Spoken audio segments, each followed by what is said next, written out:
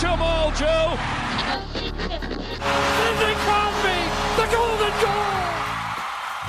Hello, I'm Alan Cross, and you're listening to the Backstage Project podcast, hosted by Mark Silver. But for the purposes of an introduction, I've done a quick interview with Mark about the show. First, a little bit about Mark. Mark has been a digital product leader for 20 years, spending most of his career in the sports and entertainment industries. He was the head of digital for TSN for a pivotal time, leading its transformation into a truly multi-platform integrated media brand. He was also the head of digital for CTV's Olympic Games broadcast for London 2012, after leading digital product for Vancouver 2010. Mark is currently the managing partner of Ready, Set, Go, a digital user experience and design consulting practice. I hope you enjoy my interview with Mark and the Backstage Project podcast series. Thanks for listening. Hello, Alan. Are you hunkering down? You maintaining your social distance? We're doing that. We're trying to maintain a little bit of routine around the house, making sure that we got activities planned with lots of screen time, which I think is the normal for anyone these days, whether your kids are young or old. This is actually a pretty good time to launch a podcast. As of last week, over 100 million Americans say that they are monthly podcast listeners. And you can probably infer that these numbers would be similar in Canada. That's a lot of people. And like everywhere else, because of COVID-19, people are looking for good, engaging, audio-based content. So why did you create the podcast, and what's unique about it? Well, the podcast has been something I've been thinking about for a long time. I didn't get into podcasts like going back years and years ago. I've really gotten into them over the last few years. I have a few, as most people do, a few go-tos week in, week out that I look forward to. And through that listening, which I immensely enjoy, I found that there's a part of the technology, entertainment, sports ecosystem, which really doesn't get talked enough about. And I think that's where the name for the podcast really comes from, the concept of backstage and behind the scenes. Because there are people like me, there are many people like me who are really deeply involved in what goes on behind the scenes, so that what happens front of stage, front of house is flawless, comes out perfect. Those are athletes or actors that we're thinking about, where those exceptional skills are put to the test in the moment. But behind the scenes, when we think about business strategy, operational strategy, planning, obsessing about the details, that's kind of the area where I've made my career over the last 20 plus years. And there are lots and lots of stories that I know people would like to tell. And I know a segment of the population who are very much in tune with being behind the scenes, being part of what allows front of house to be as successful as it is. Those people, they want to tell their stories, and people want to listen to those stories. That is my belief.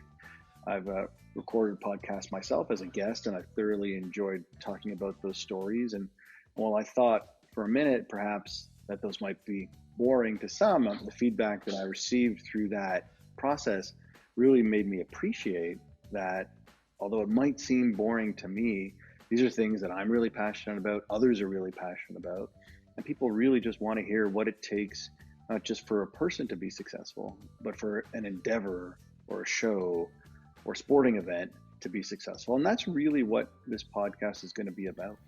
I get a lot of mail through my ongoing History of New Music project, and people are really, really interested in the behind-the-scenes machinations of these big entertainment projects like music festivals and movies and the Olympics. People love the behind-the-scenes stuff. That's exactly it. And we're not going to be too particular about technology. I know a lot of what we talk about today is around digital product, digital businesses, digital economy, many podcasts that deal with that, and strategy, and very specific topics around the use of things like AI or blockchain or other very, very popular topics to dive into and understand. But I think that's great, and we're not going to try and compete with any of those audiences at all. We're going to really try to appeal to people that are interested in what actually goes into executing, and not just in the moment, but in the lead up to. Because I think that's where most of the excitement for people who are camera shy, like myself. I mean, we're doing this now, and this is a podcast, but the reality is I'm a shy guy, and talking about myself and talking about others around me and what they do, like we're not used to doing that. We prefer to be more humble. Absolutely, we enjoy praise and recognition, but as we all know, when it comes to those sorts of things, the recognition is really geared toward the performers.